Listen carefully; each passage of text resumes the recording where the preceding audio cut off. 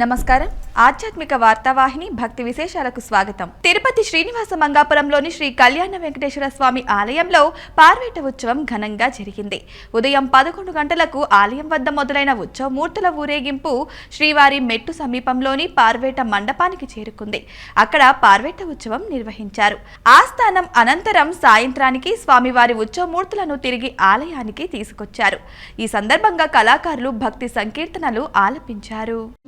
శ్రీనివాస గోవింద శ్రీ వెంకటేశ గోవింద భక్తవత్సల గోవింద భాగవత ప్రియ గోవింద నిత్య నిర్మల గోవింద నీలమేఘ శ్యామ గోవింద పురాణ పురుష గోవింద అందురజనాక్ష గోవింద గోవింద హరి గోవింద గోకుల నందన గోవింద గోవింద హరి గోవింద గోకుల నందన గోవింద.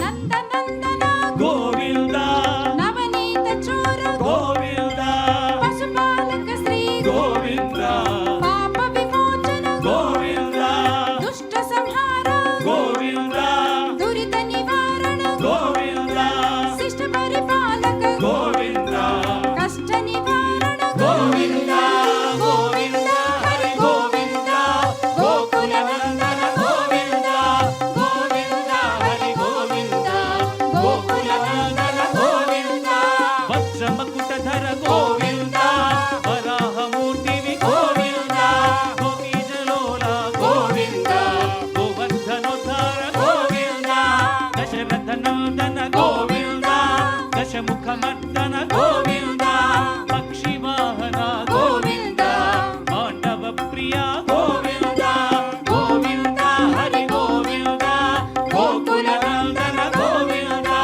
గోవింద హరి గోవింద గోకుల నందన గోవింద. అందరూ చేతులు పైకెత్తి గోవింద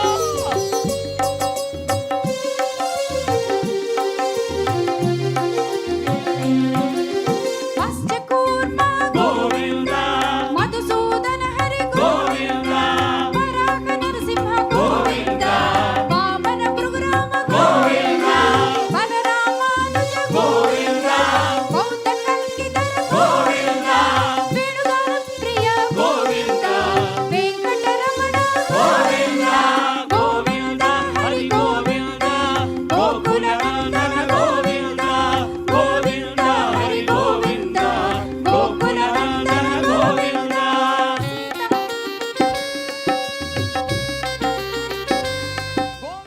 తిరుమలలో భక్తుల రద్దీ కొనసాగుతోంది. అన్ని కంపార్ట్మెంట్లు నిండి బయట క్యూ లైన్లో వేచి ఉన్నారు భక్తులు. శ్రీవారి సర్వదర్శనానికి 30 గంటల సమయం పడుతుంది. ప్రత్యేక దర్శనానికి 4 గంటల సమయం పడుతుందని తిరుమల తిరుపతి దేవస్థానం తెలిపింది. టోకెన్ లేని భక్తులకు స్వామివారి దర్శనం కోసం 12 కంపార్ట్మెంట్లలో భక్తులు వేచి ఉన్నారు. 63,493 మంది భక్తులు స్వామివారిని దర్శించుకున్నారు. స్వామివారికి 31,676 మంది భక్తులు తలనీలాలు సమర్పించారు. స్వామివారి హుండీ ఆదాయం 4,69,00,000 కానుకల రూపంలో లభించాయి. తిరుమల శ్రీవారి దర్శనార్థం పెద్ద ఎత్తున తిరుమలకు వచ్చే భక్తులకు తితిదే అన్నప్రసాద విభాగం ఆధ్వర్యంలో విరివిరిగా అన్నప్రసాదం వితరణ కార్యక్రమాన్ని నిర్వహిస్తున్నారు. కొంతకాలంగా అన్నప్రసాదంపై భక్తుల ఆరోపణల నేపథ్యంలో నూతన ఈవోగా బాధ్యతలు చేపట్టిన జె శ్యామలారావు ముందుగా అన్నప్రసాదం నాణ్యతపై దృష్టి సారించారు. దీంతో మాతృశ్రీ తరికొండ వెంగమాంబ అన్నప్రసాద కేంద్రం, తిరుమలలో సుదర్శన్, రామ్ బగీచాతో పాటు పలు ప్రాంతాల్లో ఉన్న అన్నప్రసాద కేంద్రాల్లో భక్తులకు నాణ్యమైన అన్నప్రసాదాలను అందిస్తున్నారు.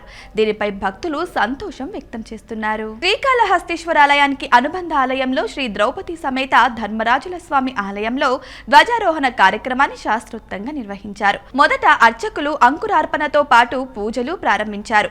ఆలయ ప్రధాన అర్చకులు వేద పండితుల ఆధ్వర్యంలో కలశ స్థాపన పూజలు నిర్వహించారు. ధ్వజస్తంభం వద్ద విశేష పూజలను నిర్వహించారు. నిర్వహించారు. భక్తులు గోవిందనామ స్మరణ నడుమ ధ్వజారోహణ ఘట్టాన్ని పూర్తి చేశారు. ఉదయం ద్రౌపది సమేత ధర్మరాజుల స్వామి పురవుత్సవం వైభవంగా జరిగింది. శ్రీకాళహస్తీశ్వరాలయ అలంకార మండపంలో స్వామి అమ్మవార్లను విశేషంగా అలంకరించారు. అనంతరం పురవీధుల్లో ఊరేగించారు.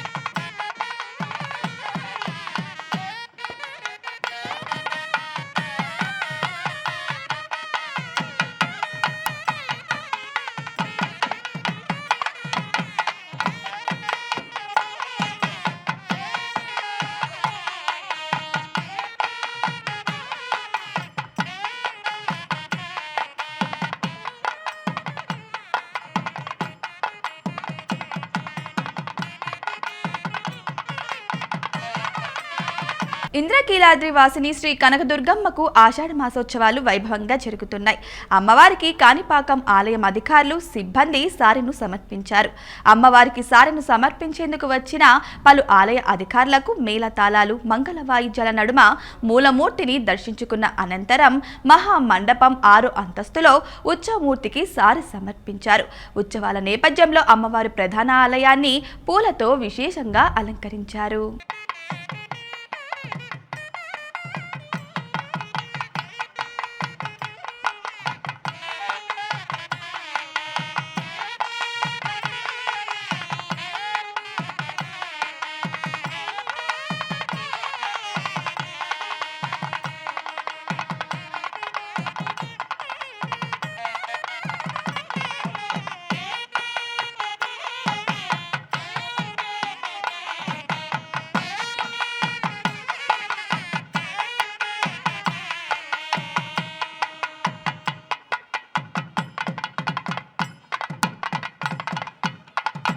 వరంగల్ భద్రకాళి ఆలయంలో శాకంబరి నవరాత్రి మహోత్సవాలు వైభవంగా జరుగుతున్నాయి.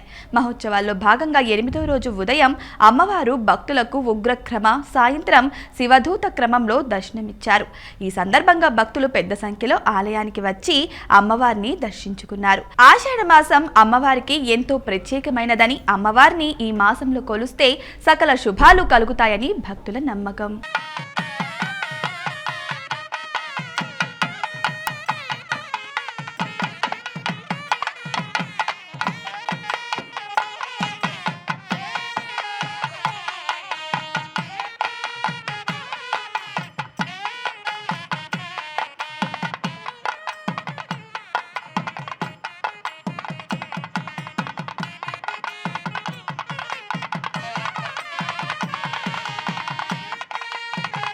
హైదరాబాద్ జూబ్లీహిల్స్ పెద్దమ్మ తల్లి అమ్మవారి శాకంబరి ఉత్సవాలు వైభవంగా ప్రారంభమయ్యాయి.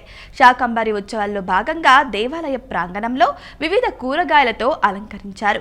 ఉత్సవాల్లో భాగంగా నిత్యాభిషేకం, అర్చన, మంత్రపుష్ప కార్యక్రమం, పల్లకి సేవ తదితర కార్యక్రమాలను నిర్వహించనున్నట్లు ఆలయ అర్చకులు తెలిపారు. తెల్లవారుజాము నుంచే భక్తులు పెద్ద సంఖ్యలో తరలివచ్చి పెద్దమ్మ తల్లిని దర్శించుకుంటున్నారు.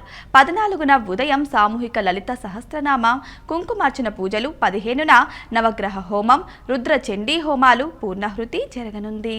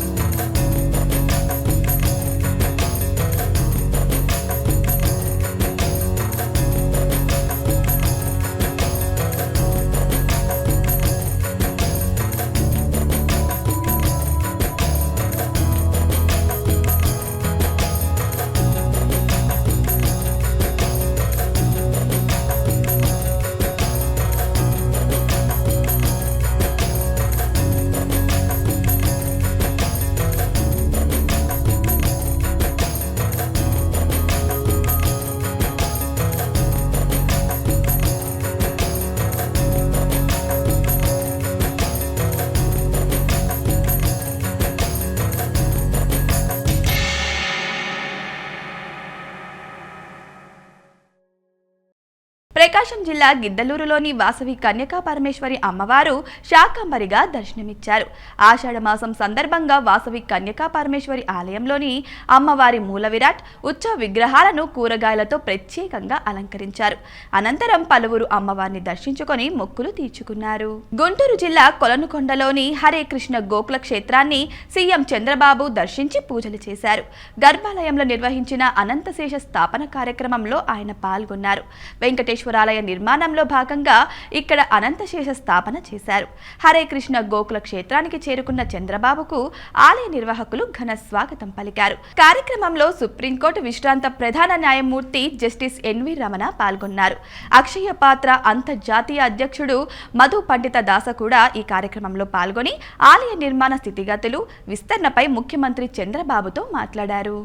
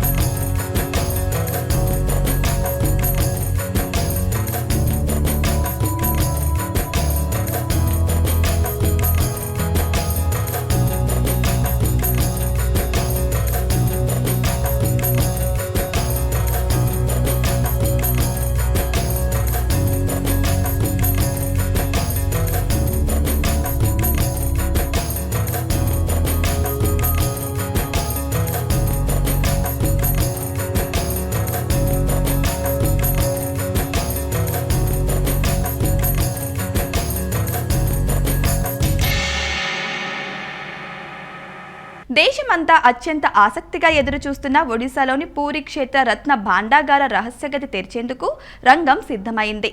5 కర్రపెట్టెల్లో దాచిన విలువైన జగన్నాథుని ఆభరణాల గదిని తెరవాలని కమిటీ నిర్ణయించింది. పురుషోత్తముని సంపద ఎంత అంటే ఎవరు చెప్పలేకపోతున్నారు. మరి ఈ గది తెరిస్తే గాని జగన్నాథ స్వామి ఆభరణాలెన్ని, ఆస్తులెన్ని అన్నది బహిర్గతం కాదు. జగన్నాథుడికున్న ఆభరణాలు ఎన్ని? అప్పట్లో రాజులు ఎన్ని కానుకలు సమర్పించారు? అసలు ఆలయంలో రికార్డులు ఏం చెబుతున్నాయి? ఖజానా తాళాలు ఎవరి దగ్గరుంటాయి? జగన్నాథుడికి 12వ శతాబ్దం నుండి 18వ శతాబ్దం వరకు ఈ ప్రాంతాన్ని ఏలిన రాజులు విలువైన సంపదను కానుకల రూపంలో భక్తితో సమర్పించుకుంటూ వచ్చారు. బంగారము, వెండి, వజ్ర వైఢూర్యాలు ఇలా వెలకట్టలేని సంపదను స్వామికి అర్పించారు. వీటన్నిటినీ 3వ గదిలో దాచారు. రత్నాలు, స్వర్ణ కిరీటాలు, ధనుర్బాణాలు, వజ్ర వైఢూర్య గోమేధిక పుష్యరాగాలు, కెంపులు, రత్నాలు, పగడాలు రాసులు రాసులుగా పోసి ఉన్నట్టు గతంలో బ్రిటిషర్లు గుర్తించారు. గంగ వంశానికి చెందిన అనంగ భీమ్దేవ్ అప్పట్లోనే స్వామివారి ఆభరణాల తయారీకి భారీగా బంగారాన్ని సమకూర్చారు. ఉత్కల వర్సిటీ పబ్లికేషన్ మాతలపంచి 31వ పేజీ ప్రకారం అనంగ భీమ్దేవ్ ఏకంగా 28,000 కేజీల బంగారాన్ని స్వామికి కానుకగా ఇచ్చాడు. రాజా రాజ్దేవ్ కూడా 59 కేజీల బంగారాన్ని ఆలయానికి ఇచ్చారు. అంతేకాదు ఆయన ఏకంగా 47,000 ఎకరాల మాన్యాన్ని కూడా స్వామికిచ్చినట్టు రికార్డుల్లో ఉంది. అలాగే దిగ్విజయ్ ద్వార నివేదికల ప్రకారం సూర్యవంశానికి చెందిన గజపతి కపిలేంద్రదేవ్ కూడా భారీ స్థాయిలో బంగారము, వజ్రాభరణాలు, విలువైన వస్తువులు స్వామికి సమర్పించారు. దక్షిణాది రాజ్యాలపై దండెత్తి ఆయన విజయం సాధించిన తర్వాత 16 ఏనుగులు మోయగలిగినంత బంగారము, సంపదను తీసుకువచ్చి శ్రీక్షేత్రంలో స్వామికి సమర్పించినట్టు కూడా చరిత్రలో ఉంది. ఇప్పుడు ఇందులో ఎంత బంగారం మిగిలిందన్నదే అతిపెద్ద ప్రశ్న. ఇవి ఈనాటి భక్తి విశేషాలు. తదుపరి ఆధ్యాత్మిక వార్తావాహిని భక్తి విశేషాలు మళ్ళీ కలుద్దాం. అంతవరకు సెలవు. నమస్కారం.